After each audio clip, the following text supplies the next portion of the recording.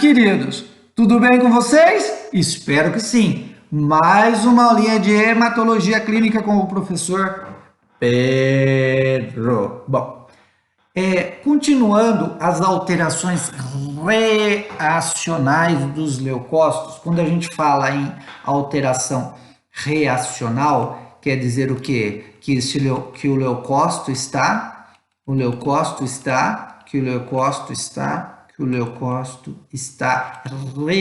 reagindo a alguma infecção. Então, ele está reacional. Então, está reagindo a uma infecção, não. Alguma injúria, alguma agressão, algo está incomodando ele. Ele está reativo, está reagindo a alguma coisa, não necessariamente uma infecção. Então, a gente viu no primeiro vídeo granulações tóxicas. O segundo vídeo está muito relacionado com a gente viu em neutrófilo. Agora a gente vai ver uma alteração reativa dos linfócitos. Então a gente vai ver o quê? Essa alteração reativa dos linfócitos acontece muito em uma doença chamada mononucleose. Uma reação chamada mononucleose. E o que é a mononucleose? A mononucleose ela é causada por um vírus chamado vírus de Epstein-Barr. Então, está lá na rotina do dia a dia, o médico pede sorologia para Epstein-Barr, tá? E essa virose, ela é muito comum em adolescentes e adultos jovens, porque é transmitida por saliva. E nessa faixa etária, a higiene, a gente sabe, não é muito adequada, eles acabam beijando assim, na balada, 20, 30, 40 crianças se beijando ao mesmo tempo. Então, o que acontece? Eles acabam trocando micro-organismos pela saliva. Agora, como a gente está aí com essa onda de coronavírus, eu imagino que a gente não está tendo... uma quantidade de beijos deve ter diminuindo também, né? A libido caiu com esse negócio do coronavírus, com certeza a libido caiu. E geralmente é um quadro de infecção, é um vírus, ele infecta geralmente os gânglios linfáticos, causa um inchaço desses gânglios, um edema desses gânglios, a chamada íngua, né? Ela pode causar febre, dor no corpo, mas em algumas situações, alguns pacientes não causa absolutamente nada. Causa uma dorzinha no corpo, a pessoa nem procura médico. E os mais sentidos acabam procurando, fazendo sorologia e acaba dando o diagnóstico presença dos anticorpos IgM para Epstein-Barr, quer dizer que está uma fase aguda da doença, né?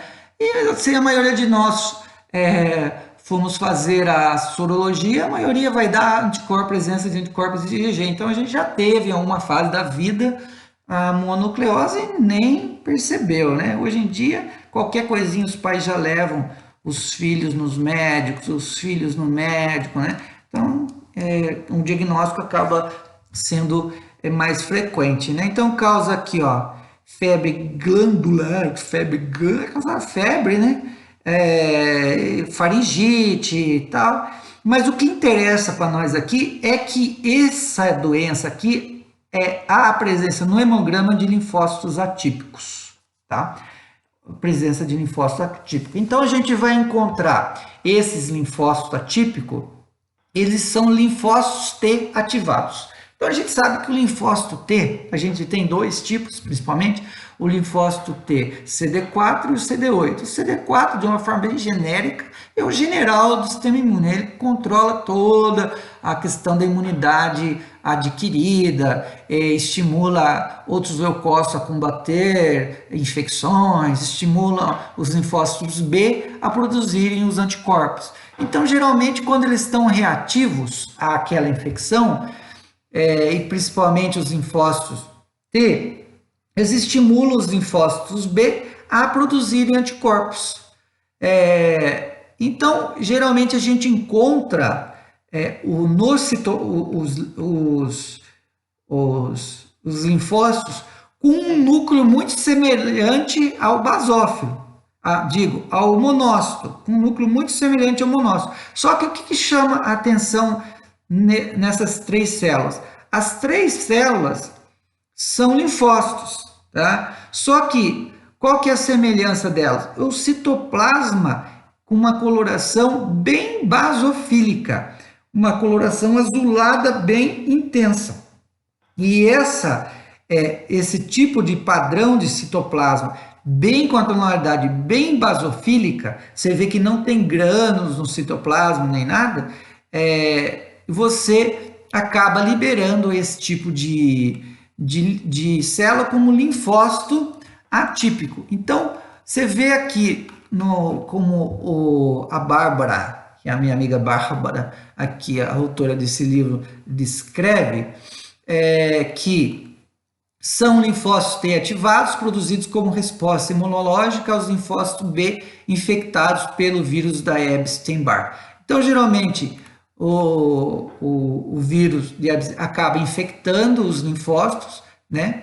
O linfócito reage a essa infecção, produzindo células para combater esses vírus, e os linfócitos T acabam estimulando os linfócitos B a produzirem anticorpos para eliminarem o vírus. Só que quando eles estão reativos, quando eles estão nessa batalha de combater o vírus, seja através de ação direta, né? Através da imunidade celular, onde a célula vai para combate, ou seja, através da imunidade humoral, que é aquela que as células está produzindo anticorpos, ela tem a tendência a se tornar mais azulado o citoplasma. Por que tem essa tendência de se tornar mais azulado? Porque provavelmente a síntese de proteínas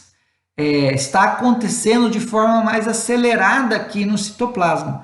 E essas proteínas aqui, esses anticorpos, eles acabam dando uma tonalidade mais basofílica ao citoplasma. Então, uma síntese proteica aumentada no citoplasma reflete de forma morfológica num citoplasma mais basofílico, uma coloração mais intensa. Mas você vai falar, isso aqui é um monócito. O núcleo é muito semelhante ao núcleo de monócito, realmente confunde. Mas é um basófilo, tá? Daí, como digo, é um linfócito atípico. Então, você vê aqui um linfócito normalzinho, aquele de foto de livro, né?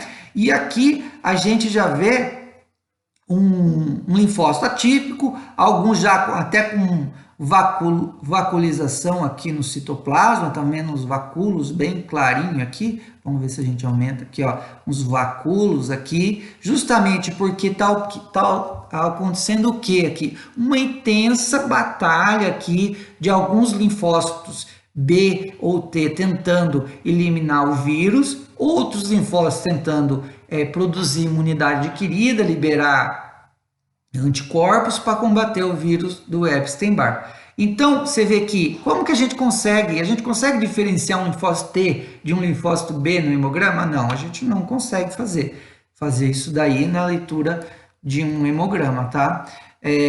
Então, e esses linfócitos são muito frequentes em pacientes com mononucleose, tá? Então, a gente vê aqui, ó, quando acima de 50% da fórmula e linfócito atípico corresponde a menos que 10% dos linfócitos.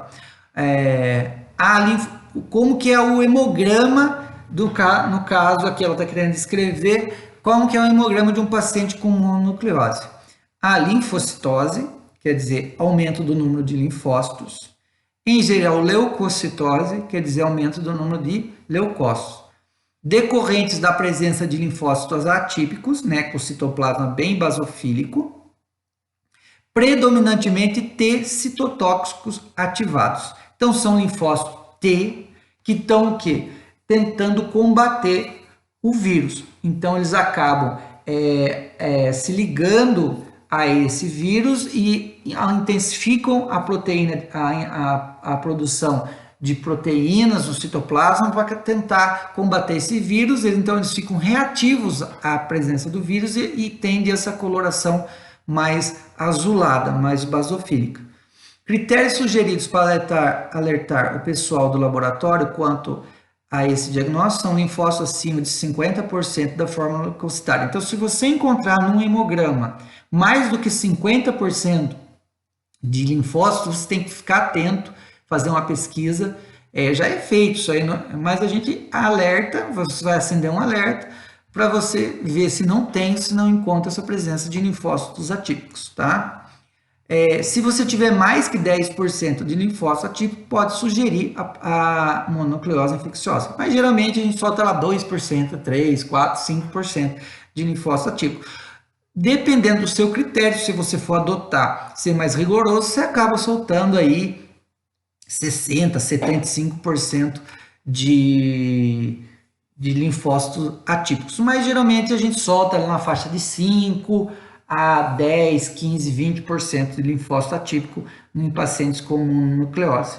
Tá? Então, essa atipia, daí aqui ela descreve como distensão sanguínea de sangue periférico na mononucleose infecciosa, mostrando linfócitos atípicos, virócitos, células pleomórficas, né? Você vê o pleomorfismo do núcleo, com citoplasma abundante, você vê que daí esse citoplasma, que é escasso do linfócito normal, eles já se tornam um citoplasma bem abundante, a célula aumenta de tamanho, né? Claro, o núcleo aumenta de tamanho, porque a produção de proteínas para tentar combater, para gerar anticorpos, para gerar citocinas, gerar substâncias para agir na infecção viral aumenta, sendo que a maior delas tem citoplasma vaculizado, moderadamente basófilo e núcleo lobulado com um nucléolo. Então a gente vê aqui a presença de um nucléolo aqui no núcleo.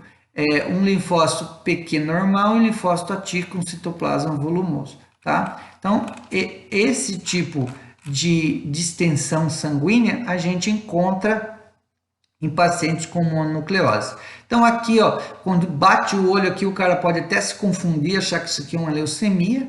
Imagem com pós-distensão sanguínea de mononucleose infecciosa, mostrando 2 linfócitos atípicos. Então, você tem aqui 2 linfócitos atípicos, um deles vaculizado, então aqui vários vacúolos no citoplasma, né? Então, você observa aqui no citoplasma, me perdi aqui, volta lá, aqui, você vê aqui o citoplasma cheio de vacúolos nessas áreas esbranquiçadas, que são todos vacúolos, 2 linfócitos atípicos. O problema é esse nucléolo, tá vendo essa área mais clara aqui na cromatina? Isso aqui a gente pode encontrar em blastos, né, em células leucêmicas, mas no caso aqui o citoplasma é bem basofílico, né, tem que rezar, também é bom às vezes. Um deles vaculizado, um grande linfócito granular atípico no alto à direita, né, aqui. Uma célula amassada e um linfócito com núcleo em trevo. Bom, abaixo à esquerda. Aí tem que ter criatividade. Um linfócito apoptótico e um grande linfócito atípico embaixo à direita. Então, aqui um linfócito atípico, que vocês têm que perceber é essa tonalidade mais azul do citoplasma, bem intenso, né? Você vê que às vezes ele dá aquela modada na hemácia, ó. Ela dá aquela modulada na hemácia, né? Tá vendo? Dá aquela moduladinha na hemácia, bem típico de linfócito atípico. Ela dá aquela moduladinha, assim, como se estivesse dando um beijinho, né? Abraçando a hemácia. Nessa época de coronavírus, acontece essas coisas. E aqui ele diz que é apoptótico, porque já está tendo uma degeneração da cromatina, mas não se preocupe com isso, porque somente esses seres terrestres conseguem deduzir essas coisas.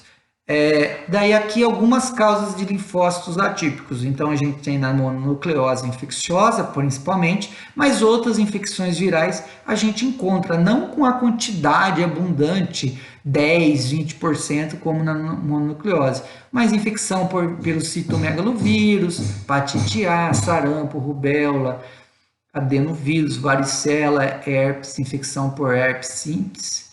Esses dias eu fiz um hemograma de um paciente com coronavírus e eu soltei a tipia dos linfócitos dele. Ai, meu Deus, tinha atipia, porque é infecção viral, os linfócitos estão tentando combater esse demônio desse vírus, produzindo anticorpos, e o citoplasma fica basofílico, a gente solta linfócitos atípicos, né? Paciente com HIV, às vezes pode encontrar também. Então você relata, sempre que tiver mais que 50%, você fica mais atento para ver se tem atípico. Geralmente os equipamentos automatizados hoje todos dão flag, eles têm reagentes que detectam a presença de atipia, eles conseguem medir o tamanho das células, a gente sabe que essa célula não tem um maior tamanho, daí eles conseguem deduzir, naquela população de linfócitos, de 50 linfócitos que ele contou, 50%, tem uma variação de tamanho, tem linfócitos maiores,